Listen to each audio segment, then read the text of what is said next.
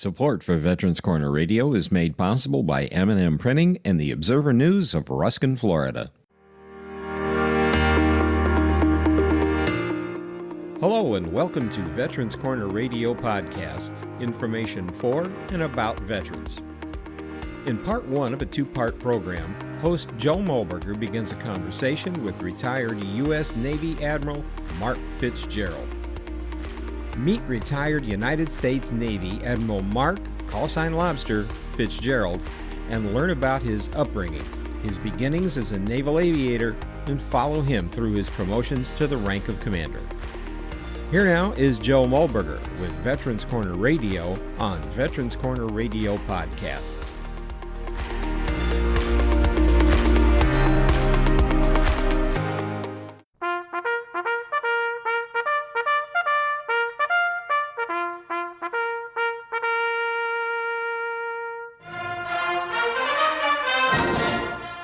Welcome to Veterans Corner Radio, a show dedicated to providing information to all those who have served our country's military and to their families. Now, here is your host, combat veteran and educator, retired United States Air Force Lieutenant Colonel Joe Mulberger. Ladies and gentlemen, welcome to today's show. Today we feature United States Navy retired Admiral Mark Fitzgerald. Now, sir, welcome to the show. You have quite an illustrious career. But before we get to that career, tell us a little bit about yourself. When were you born? Where were you born? I was born in Winchester, Massachusetts in 1951. Winchester is a suburb of Boston, and that's my Boston accent and my Lobster call sign. But grew up in the town, went to a Catholic grammar school, and then Winchester High School, was a pitcher on the baseball team, played on the basketball team, and decided that I was going to go to Northeastern University from there. My brother had gone there. It's a 5-year school with a work co-op plan, which I loved. Pitched on the Northeastern baseball team, was actually an Army ROTC. And in 1973, when I graduated, the Army was riffing all their people because Vietnam War had just ended. The Navy had done that in 1971. So in 1973, they were looking for people, came to the Army and said, can we go after some of your folks who were in the flight indoctrination program, which I was. I had gotten my private pilot's license.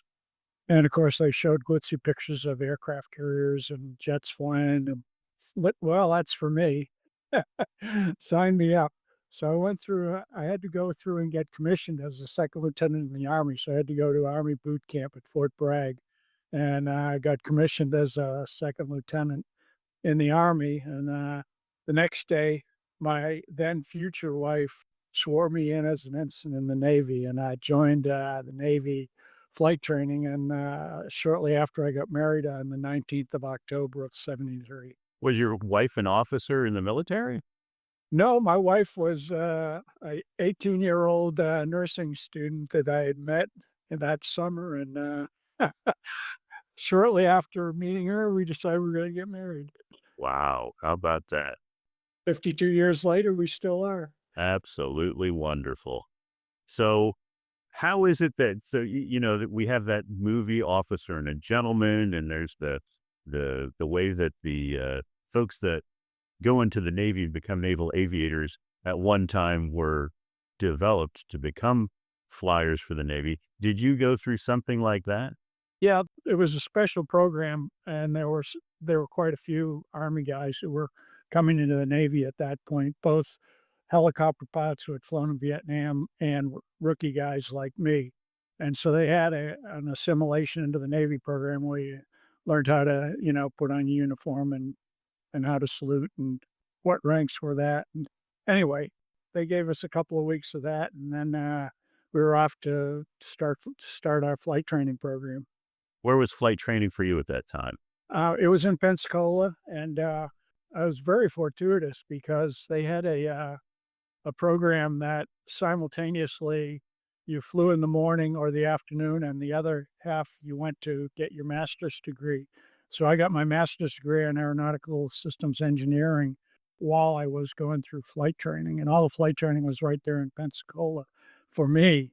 those who didn't go through that program at the University of West Florida had to go off to Meridian, Mississippi, or Beeville or Kingsville, Texas, which were not quite as nice as Pensacola, Florida was. Mighty attractive. What and your undergraduate degree? What's that in? I got an electrical engineering undergrad, which was what qualified me for this aero program, I think. Now, at what point as a naval aviator do you end up getting that call sign that follows you pretty much forever with very rare exceptions? It's usually when you go to your first fleet squadron. So I went through almost 2 years of flight training. You fly first, what at that time was a T-34. It was a prop airplane, low wing prop. Then you got selected for either jets, props, or helicopters, depending on your grades and your desires. Mostly your grades, not much your desires. And so I went to BT4, which was a squadron there in Pensacola, and flew. You first fly the T2 Buckeye, which is a straight wing, small jet airplane. And then at that time, you then halfway through that, you got 6 landings on traps on a carrier, the Lexington, and then switched to the A4, which was a combat airplane that they used for training. And they had 2-seaters of those. And once again, you go through more training and then get 6 landings on the carrier in that airplane. And then you're off to your fleet squadron. And I was selected for fly A7s, which was you either got F-14s, A6s, or A7s, or some lesser airplane, I guess, out of the training command. And A7 was, to me, the desired airplane because it's a single seat attack airplane. And everybody say, oh, yeah, it's the airplane to fly. So that's the Corsair too. Obviously, the Corsair comes out of the heraldry of World War II with that gull wing, and now we've got the high wing Corsair 2. An absolute dream, I understand, to fly, but you have more experience with it. I just happened to have a model of it. Very nice, very nice. And this is my first fleet squadron, VA 195 Dam Busters. It was based on the West Coast in Lemoore, California. And it was a great first squadron. So where did that first squadron take you? We deployed on Kitty Hawk to the Pacific. And then halfway through that cruise, we're notified that when we came back, we'd have a very short turnaround, a 3-month turnaround, and go to the Atlantic on the USS America. And we did a Mediterranean cruise. So I got to see most of the world on my first 2 cruises. Wow. And how long were those cruises? And if you can, you went the distance. I mean, you're a retired 4-star admiral. So if you can, graduate us with you grade-wise, rank-wise, as you're going along. You start as an ensign. You've done away with that second lieutenant Army thing. You've graduated over. Now you're an ensign. And folks that are interested and eager to follow that path that you've had, how did that work? You go to the Pacific. Now you're in the Atlantic. Where are you rank-wise? So after I got through 2 years of training, you automatically at that point went to Lieutenant JG, which is first lieutenant, of course. And after going through the RAG, the replacement air group training in the A7, you got assigned to a fleet squadron. So I got assigned to the fleet squadron as a JG. And I don't know, 6 or 8 months after that, was selected for lieutenant. So I'm a lieutenant probably as we're beginning the cruise on Kitty Hawk. And then I'm a mid-grade lieutenant by the time I get to the America. And so we finished the America cruise in the Atlantic, and I detached right at the end of that cruise for duty in the greatest swap of my life because we were in Lemoore, California. And for those of you who don't know where Lemoore is, it's just south of Fresno in the San Joaquin Valley. And it's in the middle of literally nowhere. So we were very happy to get orders to the East Coast, to Jacksonville, Florida, to Cecil Field there. And I took over as duties there as the landing signal officer, the guy that controls airplanes landing on the aircraft carrier. So I'm flying as an instructor, and I'm also an LSO. So I'm there were 6 LSOs in the training squadron. We alternated gets where we'd take the young nuggets coming through the rag, and take them out to the ship in that fleet airplane. The degree of difficulty gets a little harder there because you get 10 day landings and 6 night landings on the aircraft carrier. So there was a lot more preparation for those guys. What's next for you after you're doing that instructor pilot piece?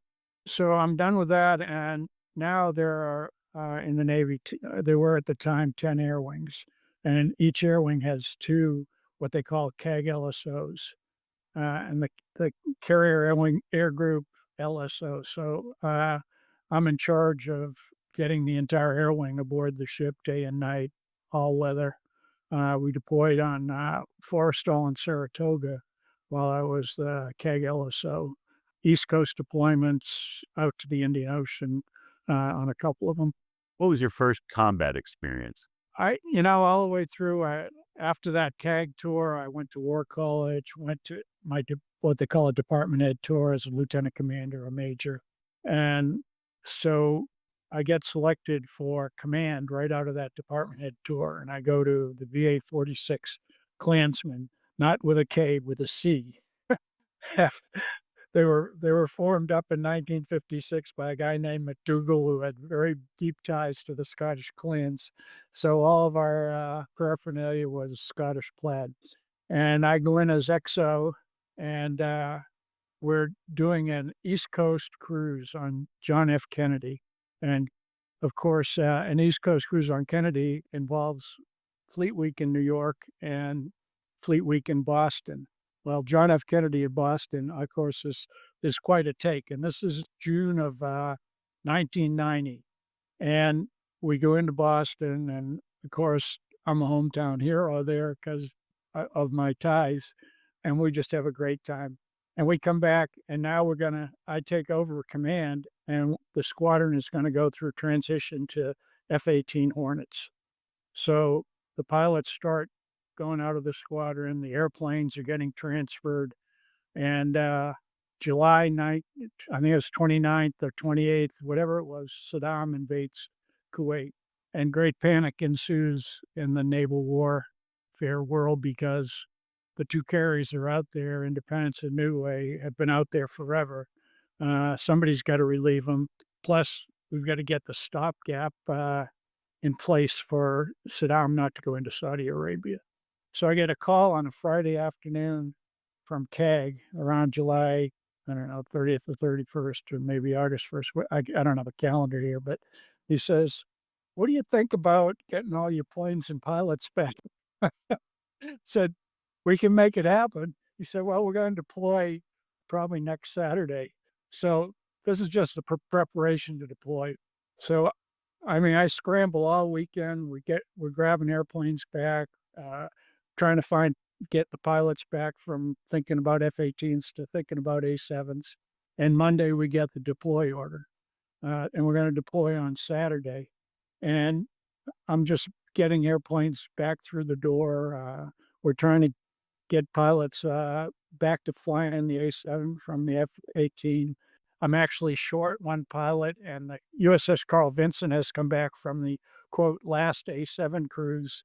We call out there, and we get one of their pilots to come, who actually ends up being the skipper of the Blue Angels one day, but that's a different story.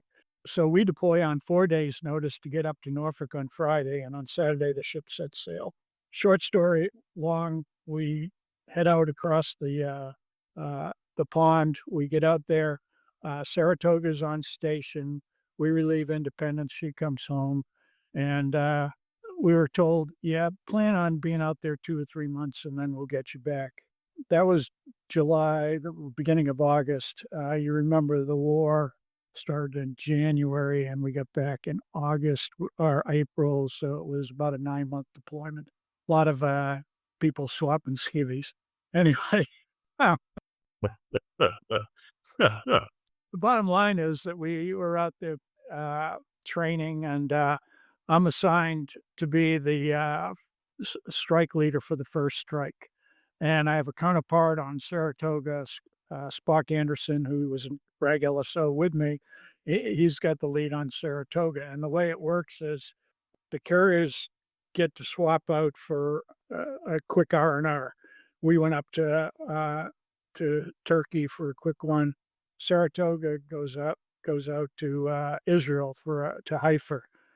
So I've got the overall lead for all the Navy airplanes for the first night strike. Sarah comes back in, and we're told 3 days prior that January 17th, our day is 16th, U.S. day, is going to be the strike at 0200 in the morning.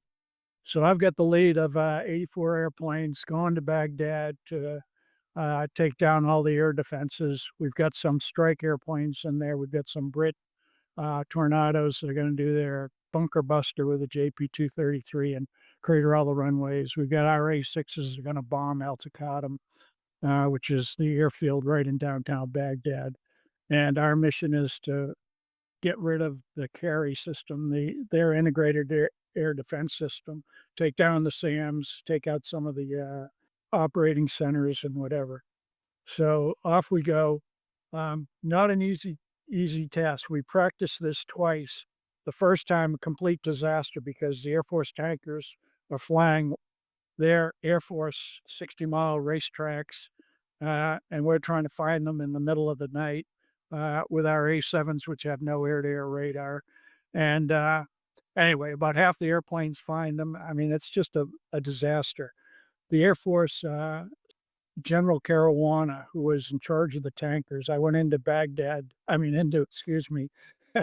into Saudi to the Kayak in there, and General Caruana saved the Navy's bacon. He said, okay, we'll work this 15-mile patterns, and instead of 500 feet spacing for the tankers, 1,000, because Navy airplanes come one at a time. Air Force airplanes come as a flight of 4, and they just get to the tanker and boom, boom, boom, boom. Navy airplanes are rendezvous, and so there's planes everywhere out there in that first practice. The second practice, much better. Everybody gets bored, but you got to tank about 4 times. And the Air Force has in the tanker actually plugs the airplane. The Navy, you have to fly into a drogue, and the Air Force drogues are these 75-pound baskets that are about 15 feet long, and if you do it wrong, the hose comes over and slaps your windshield, and it's a real finesse technique to get into these things. Well, in order to get all the airplanes topped off, you have about 6 or 8 airplanes per tanker. By the time the end of the line gets tanked, the guy that tanked first is low on gas. So he has to go back in, and you got a daisy chain around. So it takes about 4 of those daisy chains for everybody to get tanked. So by that time, you're sweaty palm, and you haven't even got into the combat zone yet. We go in, and we can't break the radar horizon until the 117s have bombed Baghdad. So as soon as the 117s bombed Baghdad, it was pretty apparent because every SAM in Iraq came up on my scope, I think. It was unbelievable. And we switch over to the AWACS, to the strike frequency, and the AWACS says there's 4 MiG-25s airborne Al Taqaddum, which is, of course, our place we're going to bomb. This is probably not good. And the F-18s, the way we're going to do this is kind of a fan around the west side of Baghdad. The Air Force has got Wild Weasels and EF-111s on the east side, and we're on the west side, and we have 6 spokes to this wheel, if you can picture that. And the northernmost spoke guys are going up, and they go, I've got a lock on a MiG-25. The MiG-25's heading west, and we've got to take down these SAMs and protect the A-6s. So he holds lock on them as long as he can. He has to break lock to get his HARM missiles off, the high-speed anti-radiation missiles that are going to take out all these SAM sites. That MiG-25 now circles around and actually ends up shooting down the third guy on that northernmost spoke, Scott Spiker. And Scott gets shot down about 5 miles north of me. And the next thing I know is all of my gear is blinking trouble. I've got air-to-air warnings and whatever. I'm spitting out chaff. We had fortuitously, at the time we were departing, someone said, hey, we've got 125 of these ASPJs, Airborne Self-Protect Jammers, that never passed stop eval, but they're probably better than the ALQ-126 jammers that are in your airplanes. And we said, sign us up. Well, I believe that block saved my life because post-war, when they interviewed this pilot that flew the MiG-25, he said, yeah, I couldn't, I was trying to get down to the strikers, but I just couldn't get a lock.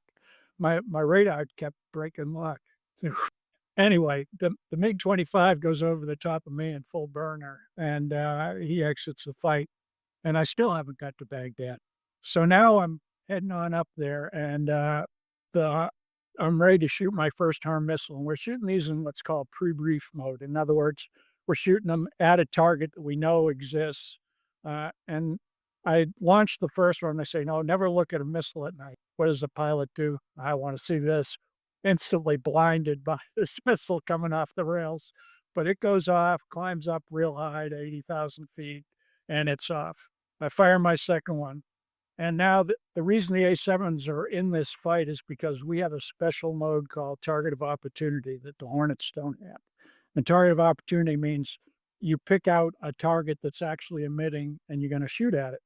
Well, I'm heading up there for my third missile. There's a crown of AAA everywhere. I mean, it looks like Baghdad has been lighted up with lit up with a light show of AAA, and out the top of this are popping surface-to-air missiles.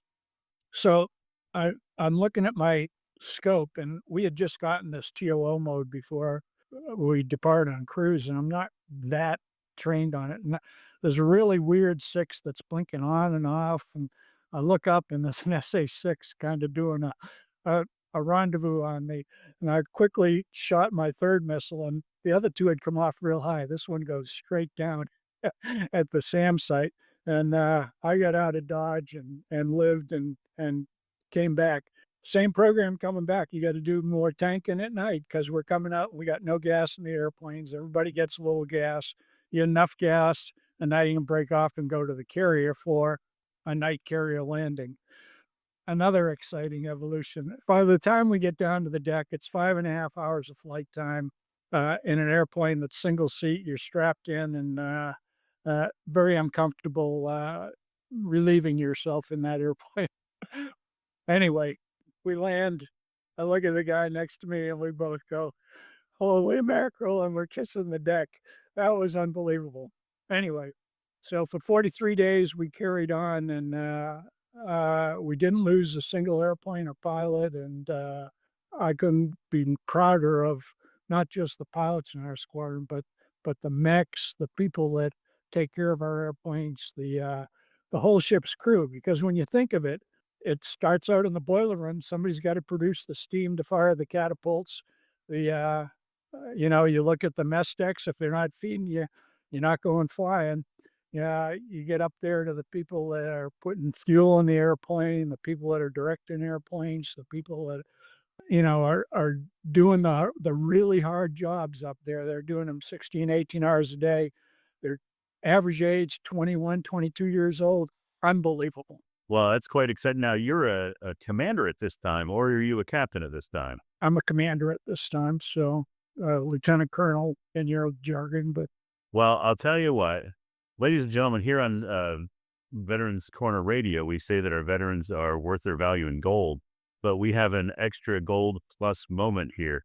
What we're going to do is close this episode, and we're going to continue the conversation with United States Navy retired Admiral Mark Lobster Fitzgerald, and we're going to close this segment out, and we're going to transition. So, listeners, stay tuned next week as you listen to part 2 of this very interesting life story of United States Navy retired Admiral Mark Lobster Fitzgerald, and it's very well worth staying tuned for.